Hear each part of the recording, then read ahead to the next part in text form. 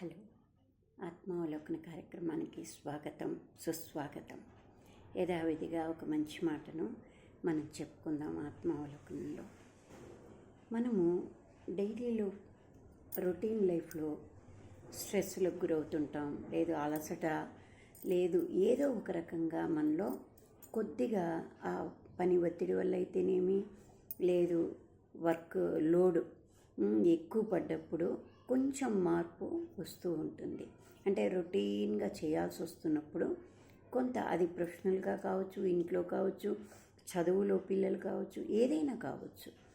కానీ దాని నుంచి మనము అంటే రీఛార్జ్, ఫోన్కి ఎలా రీఛార్జ్ చేస్తే మళ్ళీ అది ఎట్లా అంటే ఫిల్ అవుతుందో, అలా బ్యాటరీ ఫిల్ అవుతుంది కదా, అలానే మనం కూడా అంటే మానవుడు ఒక మెషిన్ లాంటిదే అని మనం చిన్నప్పుడు సైన్స్లో చదువుకొని ఉన్నాం. అలానే మనం కూడా రీఛార్జ్ అవుతుండాలి, లేకపోతే అక్కడ స్టక్ అవుతుంటాం.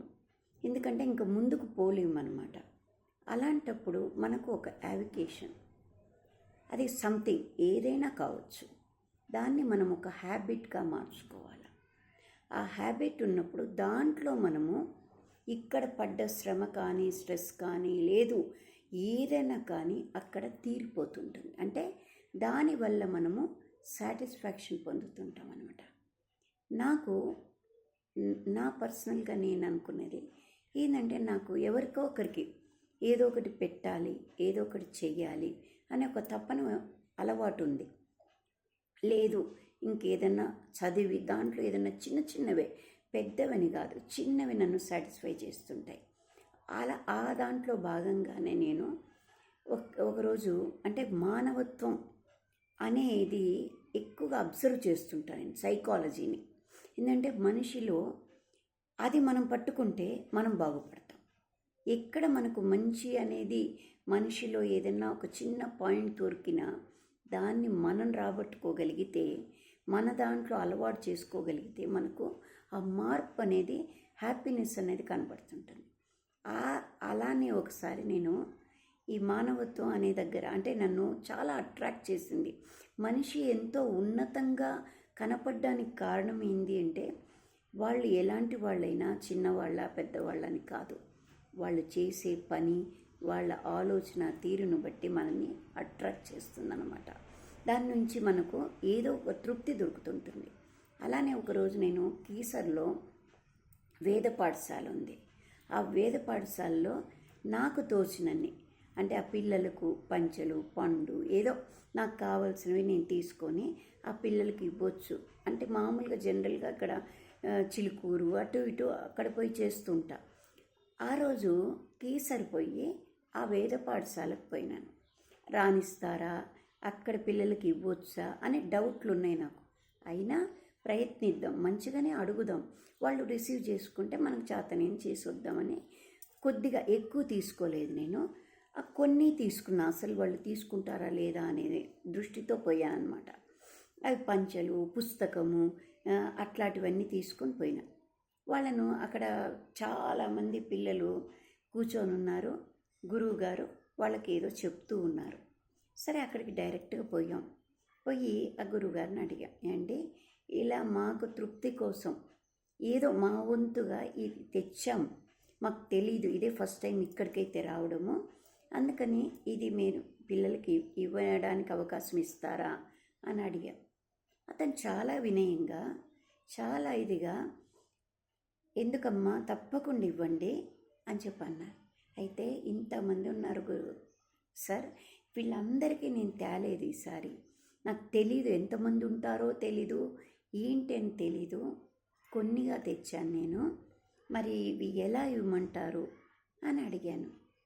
అప్పుడు ఆ గురువుగారు ఆ పిల్లలతో చెప్పారు. మేము అక్కడే ఉన్నాం నిలబడి. పిల్లలతో చెప్పారు ఏమని అంటే, ఇట్లా వాళ్ళు తీసుకొచ్చారు కొన్ని బట్టలు కానీ ఏవో తీసుకొచ్చారు, మీరు ఇంతమంది నెంబర్ ఉన్నారు, ఇప్పుడు మీలో ఎవరికి అవసరం ఉందో వాళ్ళకి అవి ఇద్దాం, మీరేమంటారు అని అడిగారు వాళ్ళని, పిల్లల్ని. వెంటనే వాళ్ళల్లో వాళ్ళు మాట్లాడుకొని ఒక 5 నిమిషాల్లో వాళ్ళు ఏం చెప్పారంటే, గురువుగారు ఇగో మేము సెలెక్ట్ చేసుకున్నాం. ఎవరెవరికి చాలా ఇబ్బందులో ఉన్నారో మేమే సెలెక్ట్ చేసాం. వీళ్ళకు రెండో జత కూడా లేదు, అందుకని వీళ్ళకిద్దాం ముందు, తర్వాత మాకు, అందుకని వీళ్ళని సెలెక్ట్ చేసిన వాళ్ళకి ఇప్పిద్దాం గురువుగారు అని చెప్పారు. ఆ పిల్లలు వాళ్ళకు ఒకటి కట్టుకుంటే రెండోది లేదట. అలాంటి వాళ్ళే పిల్లల్లో పిల్లలే, చిన్న వాళ్ళందరూ పిల్లల్లో పిల్లలే, ఎవరికి లేదు, ఎలా ఉన్నారు, వీళ్ళకి అవసరం ఇప్పుడు అని వాళ్ళే డెసిషన్ తీసుకొని గురువుగారికి చెప్పారు. వాళ్ళను లేచి నించోమని రమ్మని చెప్పి మంచిగా తెప్పించారు. అంటే ఆ పసి వయసులో కూడా వాళ్ళలో ఒకరి గురించి ఒకరు ఆలోచించి, అది విద్యా బోధన వల్ల వచ్చిందా లేక పిల్లల్లోనే వాళ్ళల్లోనే ఉందా, నాకు చాలా ఆశ్చర్యం గొలిపింది. ఆ పిల్లలు వచ్చి తీసుకొని వెళ్ళారు. ఇలా నా మనసును చాలా కదిల్చిందనమాట. 5 నిమిషాల్లో వాళ్ళు ఎవరికి అవసరమైంది మాకందరికి ఇవ్వలేదని వాళ్ళు అస్సలు కొరవపడలేదు. ఆ చెప్పడం విధానం చూస్తే నాకు ఎంత ఆశ్చర్యం. అందుకే మానవత్వ దృష్టితో మనసు, వయసు చిన్నదా పెద్దదా కాదు, వాళ్ళ చేష్టలు, వాళ్ళ పద్ధతులు అవి ఎంత పెద్దవాళ్ళనైనా ఎంత గొప్పవాళ్ళనైనా ఆకర్షిస్తాయి. అందుకని అది చాలా గొప్ప విషయం అన్నమాట.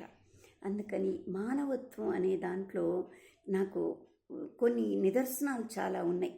ఇంత వాళ్ళు ఎలా ఉంటారంటే చాలా తక్కువ ఇదిలో ఉంటారు, కానీ వాళ్ళ మనసు గొప్పగా ఉంటుంది. కొంతమందికి అన్నీ ఉంటాయి కానీ వాళ్ళలో ఆ స్టేజ్ ఉండదు, ఆ పరిపక్వత పద్ధతులు ఉండవు. అది చాలా అంటే మనసును కష్టపెడుతుంటుంది. ఏంటంటే మనకు అన్నీ ఇచ్చాడు దేవుడు, లేనివాడు కూడా దాన్ని ఆలోచించుకుంటూ సరిగ్గా ఉండాలని కోరుకుంటుంటాడు. కానీ మనమేమో అన్నీ ఉండి కూడా ఎందుకు అసలు ఆలోచించాల్సింది ఆలోచించకుండా వేరేవి ఆలోచిస్తూ ఉంటాం. అందుకని మనకంటూ ఒక వ్యాపకంగా ఒక మంచిది, అంటే ఇది పబ్లిక్లో పోయినప్పుడు ఇదేమీ వేరే ఎక్స్చేంజ్గా ఏముండదు, మనం ఎక్స్పెక్టేషన్ ఏముండదు, మనం ఏం చేయాలనుకున్నామో అదే చేస్తాం. కానీ అక్కడి నుంచి మనకు ఏదో ఒకటి వస్తుంది, అది తెలియకుండానే మన మనసును హత్తుకునేటువంటి ఒక పద్ధతులు కానీ అలవాట్లు కానీ వాళ్ళ తత్వం కానీ మనం తెలుసుకునే అవకాశాలు కనబడతాయి.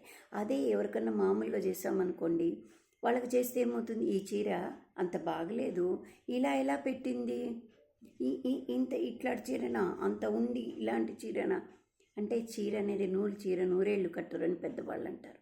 మనసుతో పెట్టిందా లేదా, మన మీద అభిమానంతో చేసిందా లేదా అని కూడా ఆలోచించరు. మనం మంచి ఉద్దేశంతోనే పెడతాం కానీ అవి జరగట్లేదు. కానీ ఇలాంటి వాటిల్లో మనకు ఎంత సంతృప్తి మిగులుతుందో చూడండి. అందుకని ఇలాంటి ఏవైనా ఒక అవికేషన్ని మన లైఫ్లో ఇముడ్చుకోగలిగితే మనకు చాలా సంతృప్తి, మనకున్న అలసట కూడా తీరిపోతుంది. ఎందుకంటే ఆ ఎన్విరాన్మెంటు, ఆ అలవాట్లు అవి చూస్తున్నప్పుడు మనలో చాలా ఉత్తేజంగా అనిపిస్తుంటుంది అన్నమాట. అలాంటిదే ఇంకో మానవత్వం అనేది చూపిస్తాను. నేను ఒకటి చెప్తాను, అంటే అందం ఇనుబడిస్తుంది. అంటే వాళ్ళు ఎలాంటి వాళ్ళు అనేది కాదు, వాళ్ళు ఎలా ఉన్నారు అనేది కాదు, ఎంత హోదాలో ఉన్నారు, ఎంత చదువులు ఉన్నాయి అవి కూడా కాదు, కానీ వాళ్ళ అది తెలియకుండానే వాళ్ళలో ఉన్నది మనకు అట్రాక్ట్ అవుతుందన్నమాట. అలానే ఒక పెద్ద ఆయన ఉన్నాడట. ఆ పెద్ద ఆయన ఏం చేశాడు, వయసు పెరిగిపోయింది, అతనికి ఒక వ్యాపారం ఉంది, పెద్ద వ్యాపారం.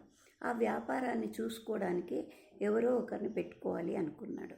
అందుకని ఎంచుకోవాలి అంటే 2 పిల్లలు వచ్చారనమాట. చెప్తే ఎవరో 2 పిల్లల్ని పంపించారు. ఆ 2లో ఎవరు నమ్మకస్తులు, ఎవరు సౌమ్యులు, ఎలాంటి వాళ్ళ తత్వం ఏంటి అని తెలుసుకోవడానికి ఇతను ఏం చేశాడంటే, ఒక అతన్ని పిలిచి, ఒక అతను చాలా బ్యూటీగా ఉన్నాడు, ఒక అబ్బాయి నార్మల్గా ఉన్నాడు అనమాట. ఆ బ్యూటీగా ఉండే అబ్బాయిని పిలిచి చెప్పాడనమాట, ఇదిగో ఆ అబ్బాయి నీ గురించి, నువ్వు అంత మంచివాడు కాదు అతను, అందుకని మీరు అతన్ని నమ్ముకొని పెట్టుకున్నారంటే మీరు చాలా ఇబ్బంది పడతారు అని చెప్పాడు. చెప్పలేదు అబ్బాయి, కానీ ఈయన చెప్పాడు ఇతనికి. చెప్తే వెంటనే అతను రైజ్ అయిపోయినాడు అనమాట. కోపం వచ్చేసి వాడు అట్టాటి వాడేనండి, అసలు ఇలా చెప్పేవాడు నమ్మకూడదు ఎప్పుడు, అందుకని వాడిని అసలు పనిలో పెట్టుకోవాకండి, మిమ్మల్ని ముంచేసి మీకే అపకారం చేస్తాడు, అందుకని వద్దని రేజ్ అయిపోయి వెంటనే అతన్ని 10 తిట్లు తిట్టి ఇతను లేనివి పోనివి అన్నీ చెప్పాడు. సరే ఇతన్ని పంపించేశాడు, వేరే పని మీద పో, అది చేసుకురాపో అని పంపించి ఇంకో అబ్బాయిని పిలిచాడు.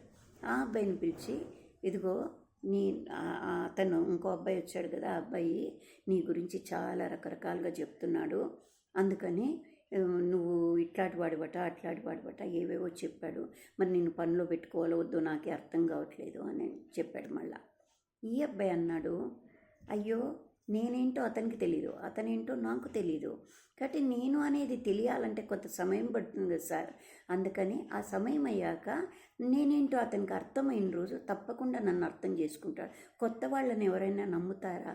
అందుకని అలా అని ఉంటాడు, కానీ కొంతకాలం నేర్పిస్తుంది, కొంతకాలం అయ్యాక నేనేంటో ఆయనకు అర్థమవుతుంది, అప్పుడు మీకే మళ్ళీ వచ్చి చెప్తాడులేండి, నేనేం బాధపడటం లేదు, ఇది సర్వసాధారణం కదా, మీరేం భయపడవాకండి, నా గురించి నేను హామీ ఇస్తున్నాను మీకు, అందుకని నేను జాగ్రత్తగా పని చేసుకుంటానని చెప్పి నిదానంగా ఇతనికి క్లారిఫై చేశాడంట.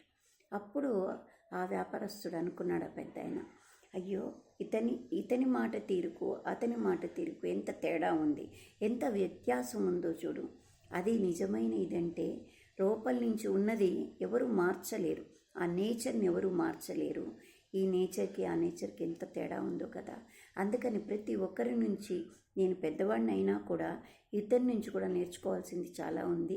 ఇప్పుడు నాకు అనిపిస్తుంది, నా వ్యాపారాన్ని ఇతనికి గైడ్ చేస్తే నేర్పిస్తూ ఉంటే ఇతను నాకు శిష్యుడిగా బాగా నిలబడగలడు అనిపించి నిర్ధారించుకున్నాట.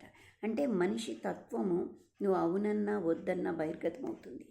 అందుకని మనం 10 మందిలో అంటే వేరే ఆశించకుండా ఉండే పనులు చేస్తే కాంట్రవర్సీకి తావే ఉండదు.